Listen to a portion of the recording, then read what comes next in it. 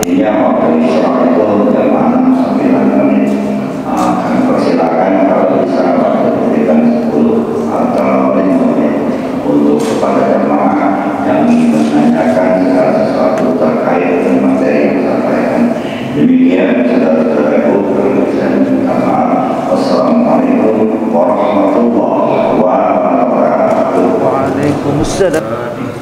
Alhamdulillah wassalatu wassalamu ala sayyidina Rasulillah wa ala alihi wa sahbihi wa man ittaba'a amma ba'da. Yang kami muliakan Ketua Masjid Ar-Rahman Bapak Ustaz Arianto SPDI beserta seluruh sesepuh, para penasehat, tokoh agama, tokoh masyarakat yang tidak bisa disebut namanya satu persatu, bapak-bapak, ibu-ibu, rekan-rekan jamaah sekalian, mudah-mudahan semua dari kita selalu mendapat curahan rahmat dari Allah Subhanahu wa Ta'ala. Bersama Imam Al-Ghazali rahimahullah dalam Jawharatul Tauhid, kesempatan ini kita menilik apa yang wajib pertama kali kepada mukallaf manusia.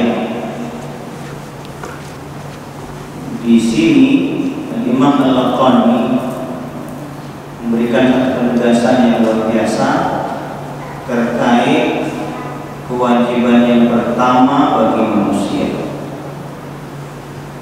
Wajzim bi anna awwalan mimma yajib ma'rifatun wa fihi khulfun muntasib fadl ila nafsika thumma intaqili lil alami al-'ulwi thumma as-sufli tajid bihi sun'an jami'al hikami lakin bihi qama dalil al-'adami wa kullu ma jaza 'alaihi al-'adam 'alaihi qat'an yastahilul qidam. Wajzim bi anna awwalan mimma yajib ma'rifatun. Jadi kewajiban yang pertama bagi manusia adalah mengenal Allah Subhanahu wa Ta'ala. Ini yang pertama kali dilakukan oleh manusia, mengenal Tuhannya. Bagaimana cara mengenal Tuhan? Dalam satu bait lengkap dijelaskan oleh beliau. Hanya beberapa kata, 1, 2, 3, 4, 5, 6, 7 mencerminkan seluruhnya. Fanzur ila nafsika tsumma taqi. Perhatikan betul diri Anda. Ini pertama, untuk mengenal Tuhan, mengenal Allah Subhanahu wa Ta'ala adalah dengan memperhatikan diri. Banyak ayat Al-Quran yang menjelaskan tentang diri. Salah satunya surat Az-Zariyat ayat 21. Allah Subhanahu wa Ta'ala berfirman, wa fi anfusikum afala tubsirun. Pada diri kalian, apakah kalian tidak memperhatikan? Ini fisik kita dari ujung rambut sampai ujung kepala, bahkan sebelum jadi dan terlahir, tanda-tanda adanya Allah Subhanahu wa Ta'ala sudah sangat jelas. Di ayat yang lain, surat Al-Mu'minun 12 dan 13, Allah Subhanahu wa Ta'ala berfirman, sebelum kita jadi apa-apa, walaqad khalaqnal insana min sulalatin min tin thumma ja'alnahu nutfatan fi qararin makin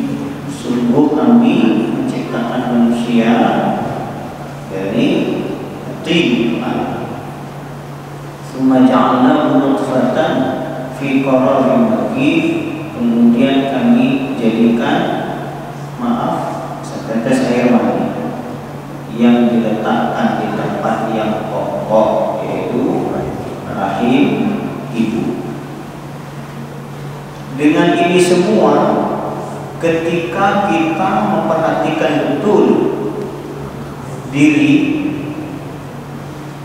maka Allah Subhanahu wa Ta'ala, Sang Pencipta, itu sudah ada di hati. Karena fitrah manusia mengatakan bahwa kita butuh pencipta, dan akal kita mengatakan segala yang ada pasti ada yang membuat. Fitrah kita mengatakan ada Allah, akal kita mengatakan segala yang ada di dunia ini pasti ada yang membuat dan mencipta. Maka ada maqalah yang menyatakan man 'arafa nafsahu faqad 'arafa rabbahu. Barang siapa yang mengenal dirinya pasti akan mengenal Tuhannya. Maka yang kalau melihat di sini, keimanan yang kuat itu ya dokter yang tahu susunan tubuh kita, isi dalamnya seperti apa, organ seperti apa, fungsinya seperti apa, itu dari mana kerjanya. Maka dokter apabila yang bukan Islam itu kajiannya betul-betul, penelitiannya betul-betul karena ilmu, pasti akan sampai kepada Allah Subhanahu wa Ta'ala.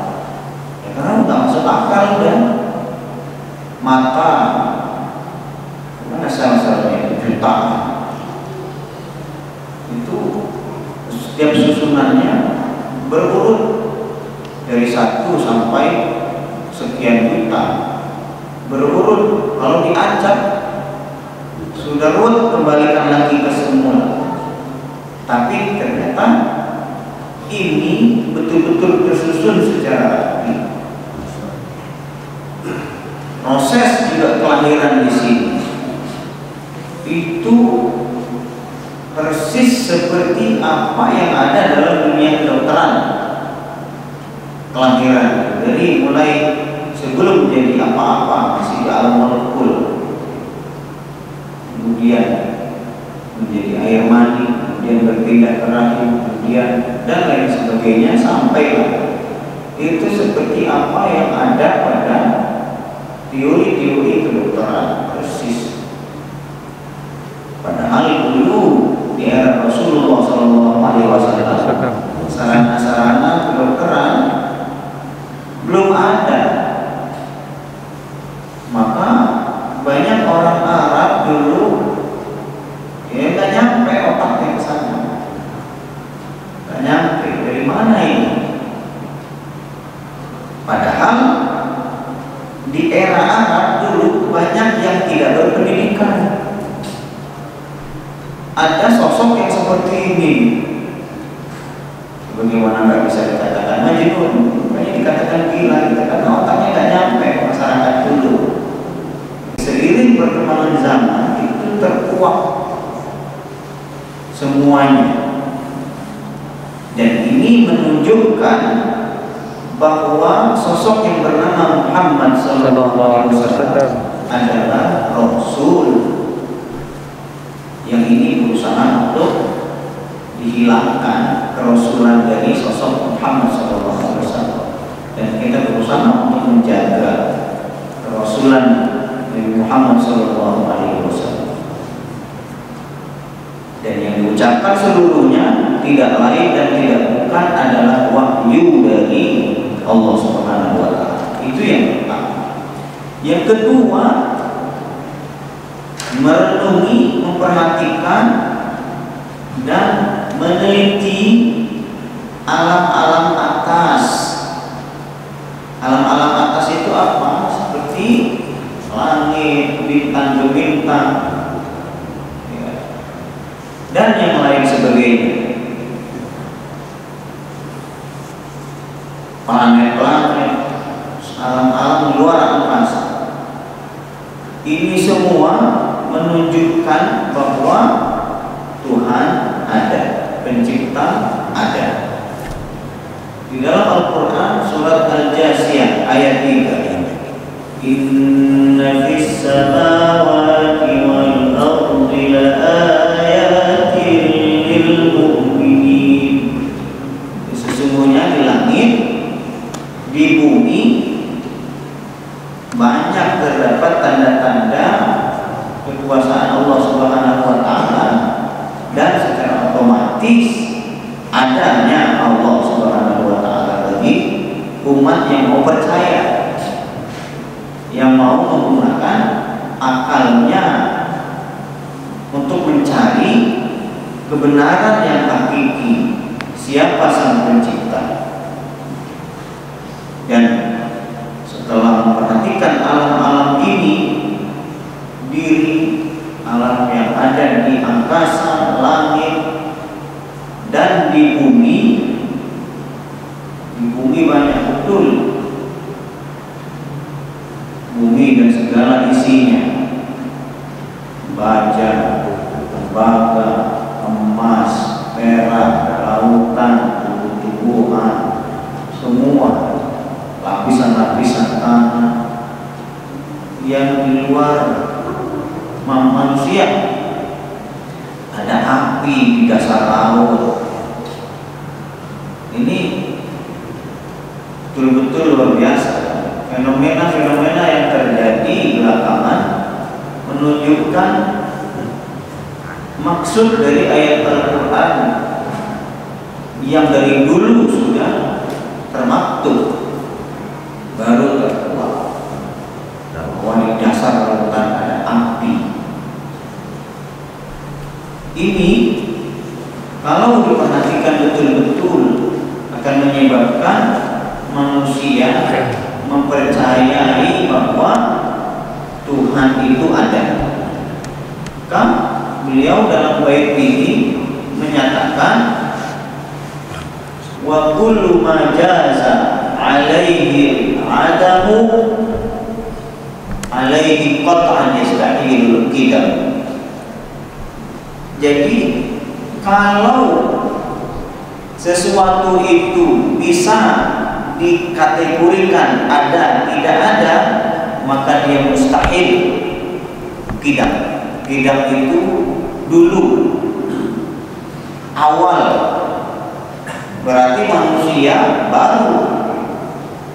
Karena apa? Dulunya tidak ada. Allah Subhanahu wa taala Maha Qidam. Qidam itu awal. Awal ini kan bahasa kita sebenarnya. Karena awal akhir ini kaitannya dengan waktu, dan Allah tidak terikat dengan waktu. Tapi untuk mendekatkan pemahaman, bisa secara sederhana dikatakan bahwa Allah ada sebelum segala sesuatu ada. Ini yang pertama kali mesti dipahami oleh kita bersama, bahwa mengenal Allah Subhanahu wa taala itu pertama kali dengan akal manusia. Mengenal Allah, maka kewajiban ini kepada siapapun yang pertama kali dilakukan bagi manusia, siapapun dia, adalah menggunakan akalnya untuk mencari sang pencipta. Dan seperti yang pernah kita bahas di pertemuan-pertemuan yang lalu, ini sudah dibuktikan dan sudah dipraktekkan. Sebagai contoh dari Nabi Ibrahim dalam mencari Tuhannya, melihat bulan, melihat bintang, melihat matahari, melihat, dan ujungnya semua berubah. Ada, tidak ada, tidak ada, ada. Yang model seperti ini adalah makhluk, bukan Tuhan. Berarti Tuhan selain itu yang adanya terus menerus, tidak pernah lekang. Pada kesimpulan terakhir, Tuhan pencipta adalah Allah Subhanahu wa taala, karena Allah sendiri yang memperkenalkan dirinya dalam surat Thaha, innani anallah, sesungguhnya aku adalah Allah. La ilaha illa ana, tidak ada Tuhan selain aku. Fa'budni, maka sembahlah. Permasalahan yang kedua terkait iman dan Islam. Iman seperti yang pernah kita singgung dulu, maknanya adalah at-tasdiq, membenarkan. Di dalam Al-Quran surat Yusuf ayat 17 ada ayat yang di situ kata mukmin termaktub, tapi maknanya bukan percaya kepada Allah mukmin di sini, tapi membenarkan. Wa ma anta bimu'minin lana, Anda wahai Nabi Ya'qub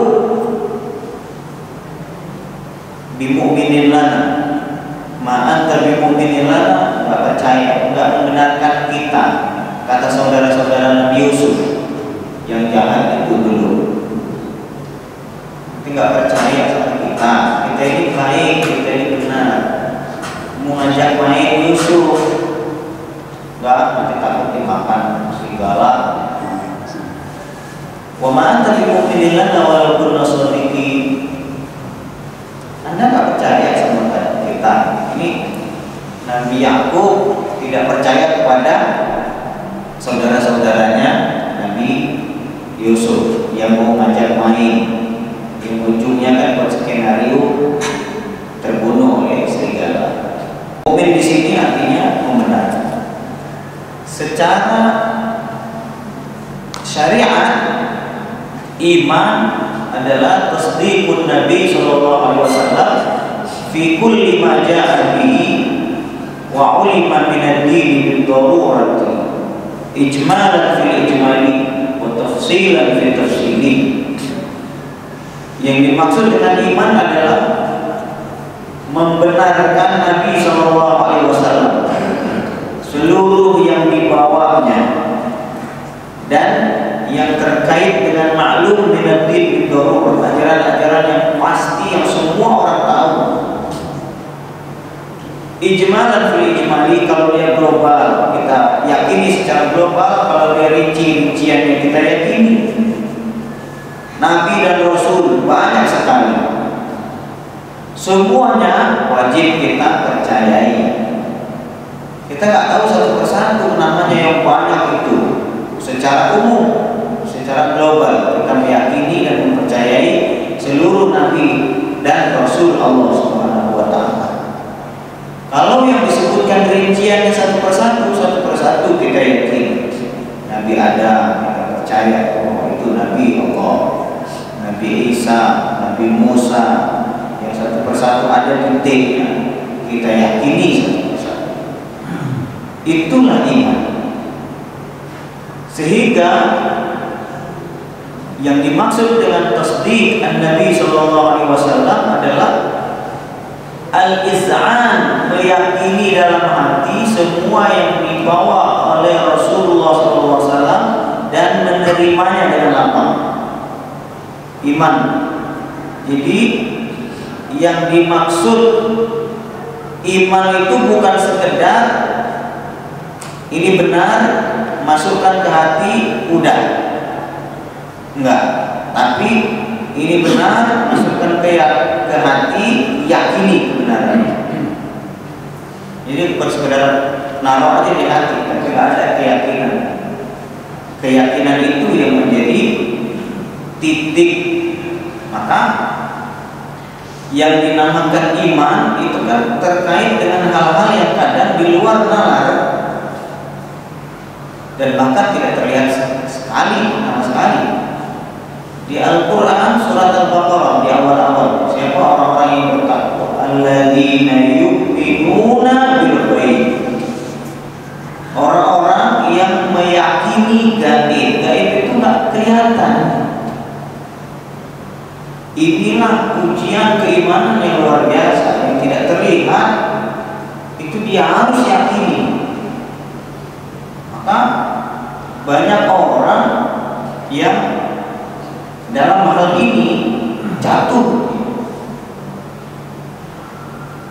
Jangankan itu, kita terkadang ketika berdoa gitu ya, berdoa kemudian kayaknya doanya nggak diijabah, udah selesai doa, nggak mau doa lagi. Sudah puluhan tahun, ya Allah datangkan jodoh, ya Allah. Udah puluhan tahun nggak datang, udah ini kayaknya memang sudah takdir, udah nggak berdoa lagi. Padahal di saat yang sama dia jatuh. Waktu dia nggak mau berdoa lagi, jatuh. Karena Allah Maha melihat, Allah Maha tahu kebutuhan. Ini ya luar biasa gitu. Karena sesuatu yang menurut kita nggak ada, padahal sejatinya Allah sudah ijabah, cuma kita nggak terasa. Dan yang kedua, doa sendiri, doa itu sebenarnya ibadah. Doanya itu ibadah. Jadi mau dikabulkan mau enggak, doa terus, karena doa itu ibadah dan berpahala. Gitu. Menunggu ijabahnya doa juga ibadah. Jadi berdoanya ibadah, menunggu pengabulan doa juga ibadah. Jadi semua hidup kita ini ibadah, berpahala. Maka orang-orang yang frustasi, udahlah nggak pernah ada nih ijabah, yang sangat mengerikan, nanti bisa protes di Al-Quran kan. Wa idza sa'alaka ibadi anni fa inni qarib ujibu da'watad da'i idza da'an.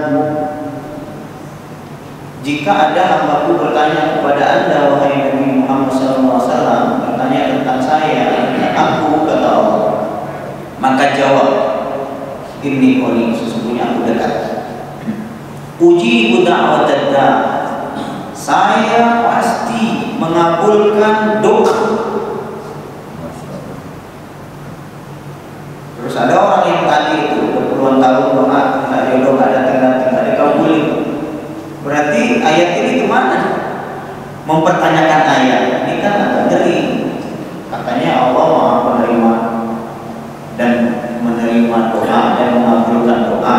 Oh enggak, sanksi dengan ayat ini. Padahal ya mestinya dilanjutkan lagi itu ayatnya. Ujibu da'watad da'i, saya pasti mengabulkan doa. Idza da'an, kalau dia berdoa itu. Kalau dia nggak berdoa, cuma sekedar meminta, ya enggak. Karena berdoa beda dengan meminta. Berdoa ada 3 unsur yang harus ada. Pertama dia butuh, sangat butuh. Yang kedua, suasananya itu merendahkan di hadapan Allah serendah-rendahnya. Yang ketiga, dia menerima apapun dari doanya. Dan yang perlu dipahami, pemberian anugerah dari Allah itu pengabulan doa. Tidak diberikan oleh Allah juga pengabulan doa. Kita minta, ya Allah tahun ini menikah, enggak menikah. Tidak menikah, ini juga pengabulan doa. Karena Allah Maha tahu, dia nikahnya tahun depan bukan tahun ini, yang lebih maslahat. Dan ternyata ketika memahami ini semua, merasa nyaman dan merasa enak. Pernah ada dulu Lion Air 2019, salah akhir-akhir 2019 Lion Air jatuh di mana? Di lautan.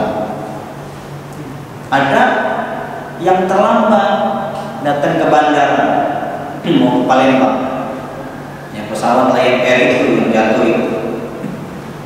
Akhirnya maksa untuk bisa masuk, nggak bisa, sudah boarding. Kan ini belum terbang, walaupun belum terbang udah boarding, nggak bisa masuk lagi. Maksa tuh, waduh.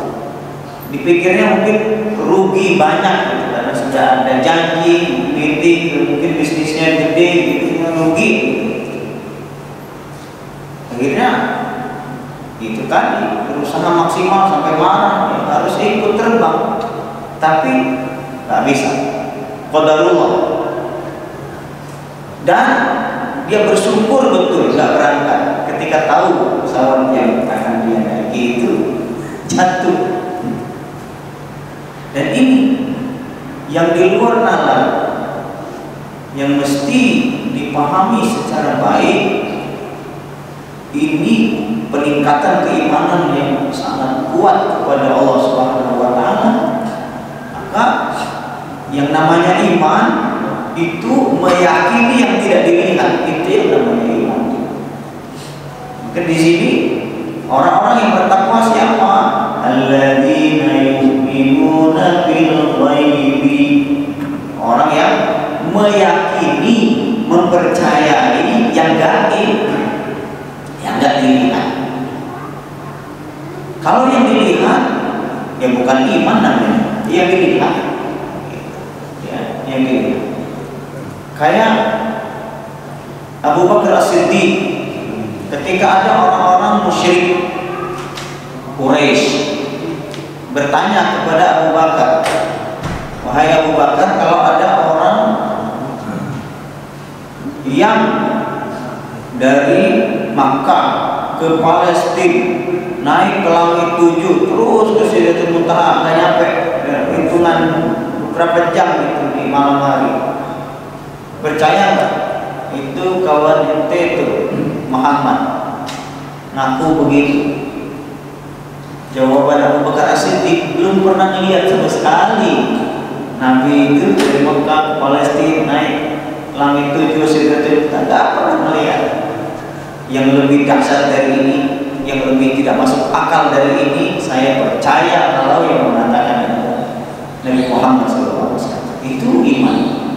Ini yang mesti ditegakkan dalam diri.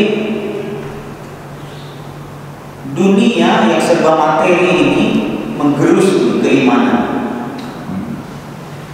Kayak berdoa, orang banyak udah nggak mau doa.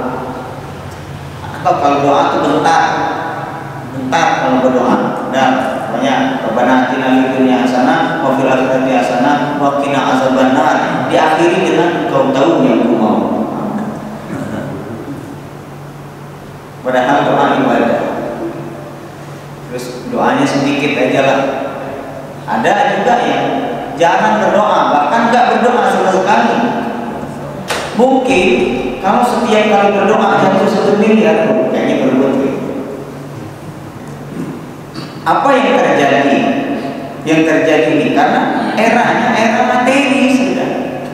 Semua diukur dengan materi. Kalau berdoa 5 miliar jatuh ke tangan ketika berdoa, semua orang. Kiamat, ajal, nggak tahu kan kapan.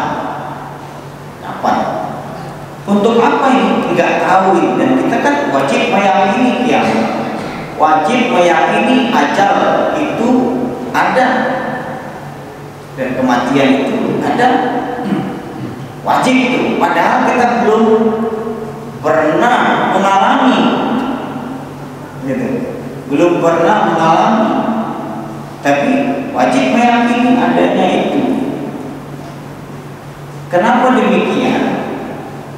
Karena di titik ini Allah Subhanahu wa Ta'ala ingin melihat kekuatan keimanan seseorang.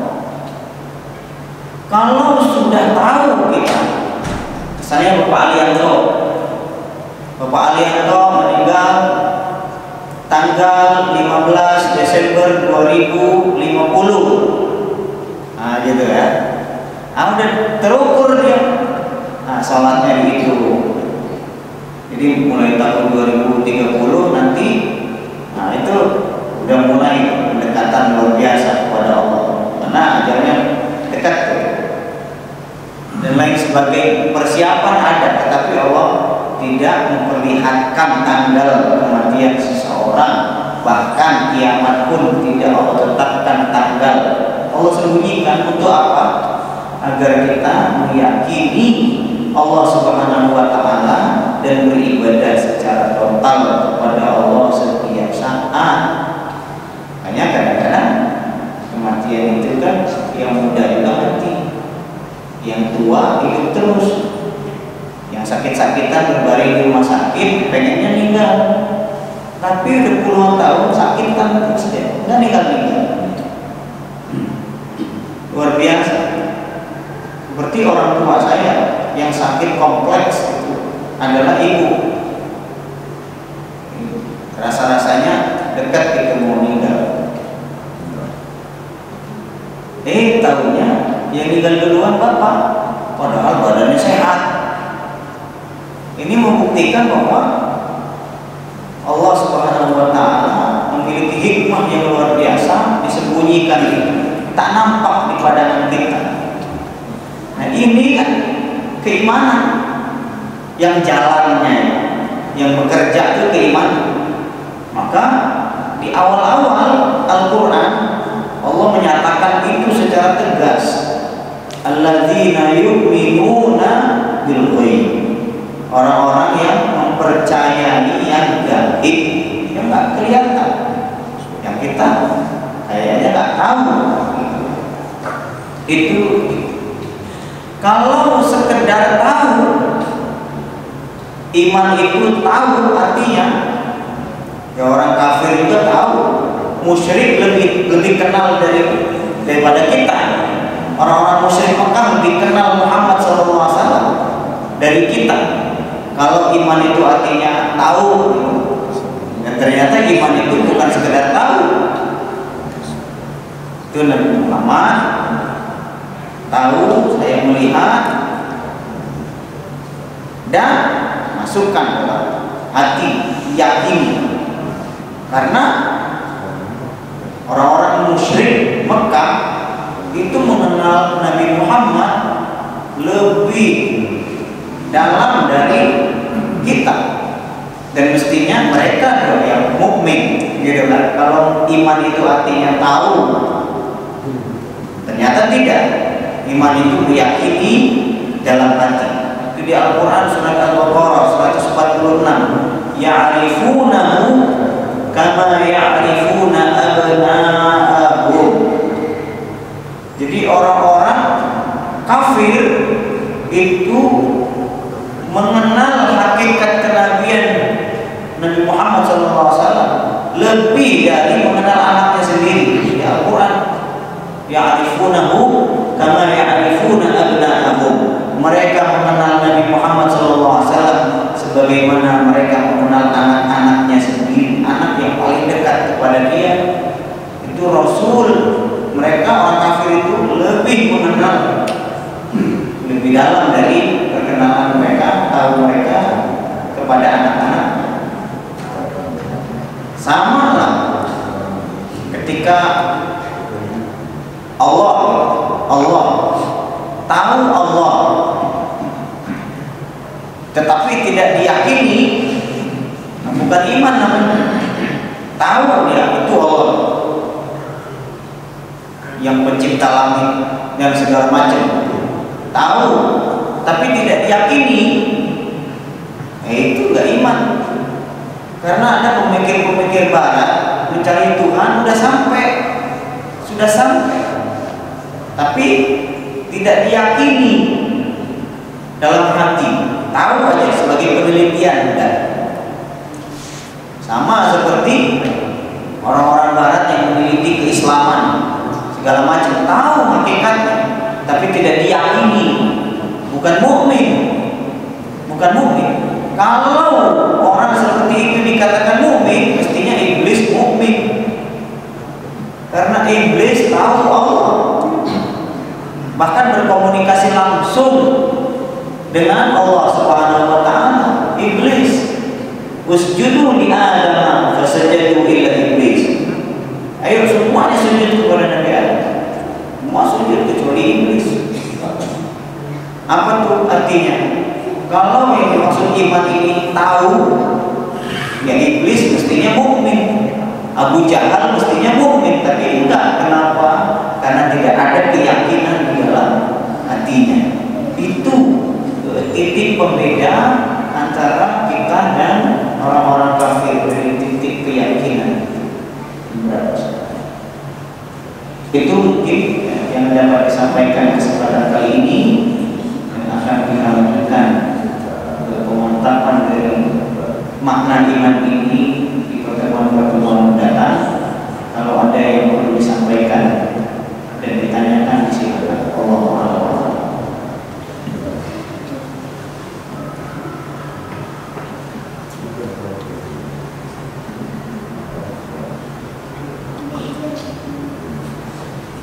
Pada iman. Pada iman. Pada iman. Iya. Luar biasa. Beriman kepada Allah, dan kita tidak boleh berbohong dengan pernyataan keimanan itu. Iya betul, karena Islam tidak mengajarkan kemunafikan. Mulutnya mengucapkan iman tapi hatinya enggak. Itu yang terjadi dulu kepada Abdullah bin Ubay bin Salul, pemimpin munafik. Itu di lisannya orang-orang munafik itu mengucapkan kami beriman, hidupnya di lingkungan muslim seperti Ubay bin Salul. Ubay bin Salul itu kan hidupnya di masyarakat muslim, hidupnya sholat ikut sholat, puasa ikut puasa, syiar-syiar Islam dijalankan. Ubay bin Salul, saya mukmin, tetapi di lisan hatinya kafir. Itu munafik. Padahal dia kafir intinya dan isi hatinya kafir. Tapi untuk mengambil hati Nabi Muhammad SAW dan mengambil hati umat muslim, dan dia ingin porak-porandakan barisan muslim, dia katakan saya mukmin. Ini ketahuan di tahun 3 Hijriah ketika perang Uhud. Ubay bin Salul, udah kita tetap aja di Madinah, jangan pergi keluar. Tapi sahabat-sahabat yang lain, kita yang maju. Akhirnya ketemu di Uhud namanya, wilayahnya. Sebelum sampai Uhud, Ubay bin Salul, pemimpin munafik, kan memprovokasi sebagian umat muslim. Udah, jangan ikutlah, karena waktu rapat itu kan Nabi pengennya kita tetap di Madinah, tapi kita aja sahabat-sahabat ini maksa untuk keluar dari Madinah. Benteng pertahanannya di Madinah. Nabi pengen di Madinah, tetapi suara mayoritasnya keluar Madinah, akhirnya Nabi ikut kita. Kan Nabi pun ketika itu luar biasa betul ya, sosok Rasulullah SAW terkait dengan hal penting ini bermusyawarah kepada sahabat. Padahal bisa saja ini wahyu Allah keluar, atau ini wahyu Allah tetap di Madinah, bisa saja. Tapi tidak, pelajaran penting, segala sesuatu dimusyawarahkan. Apalagi ketua sampai masjid Arab, musyawarah dalam jamaah, segala sesuatu. Bapak, istri, anak, musyawarah dalam rumah untuk kebaikan bersama. Seperti Nabi Ibrahim. Nabi Ibrahim mimpi nyembelih Nabi Ismail, nyembelih kata tentang musyawarah dulu. Mau ente disembelih, saya mimpi Ismail. Musyawarah.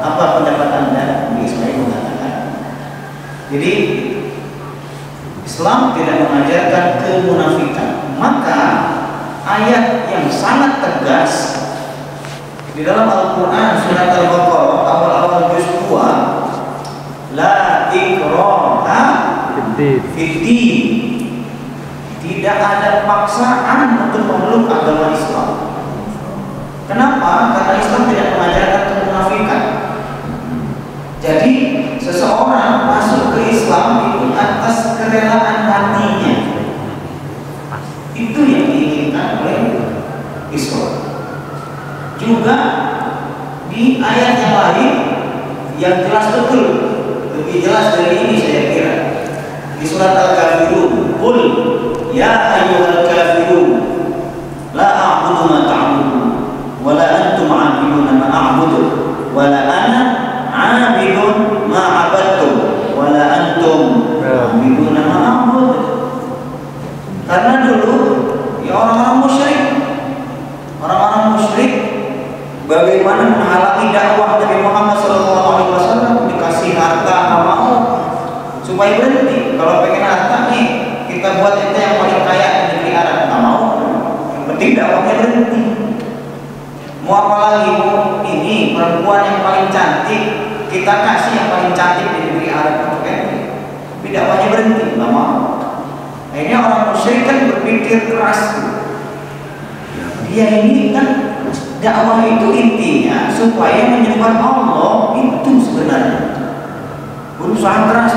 Nabi Muhammad mati-matian untuk berdakwah, endingnya menyembah Allah. Udah ini saja deh.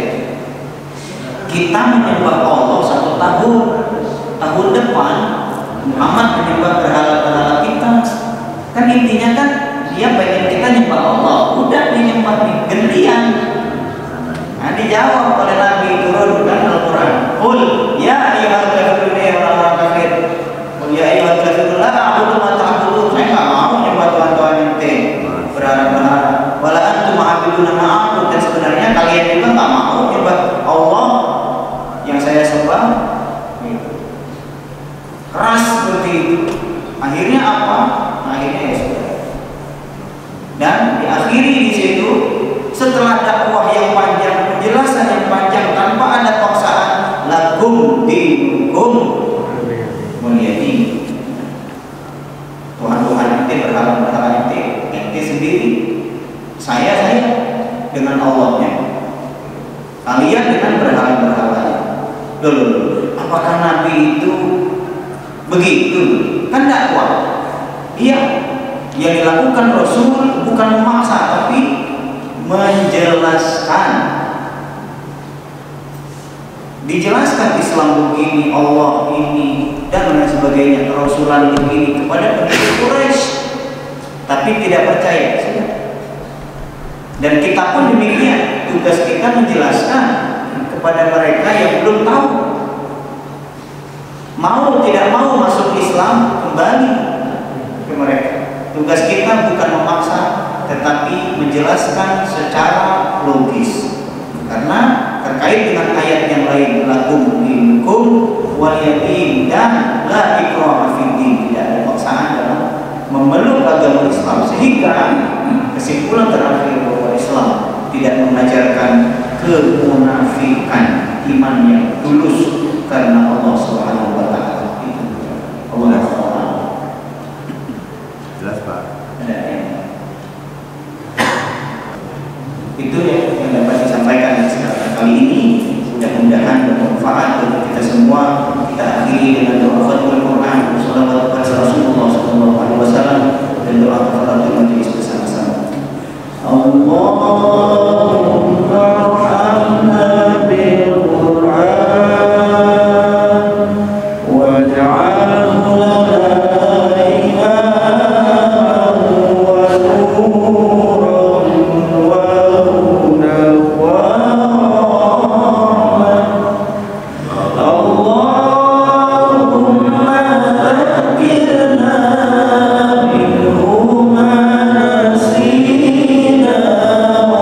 وعلى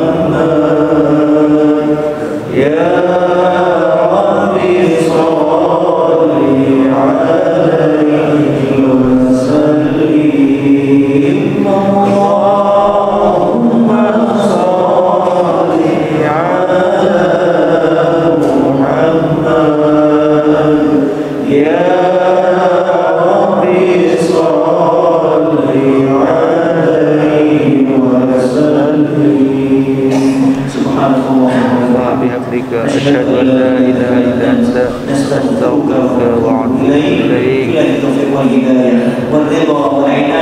Wassalamualaikum warahmatullahi wabarakatuh. Waalaikumsalam warahmatullahi wabarakatuh.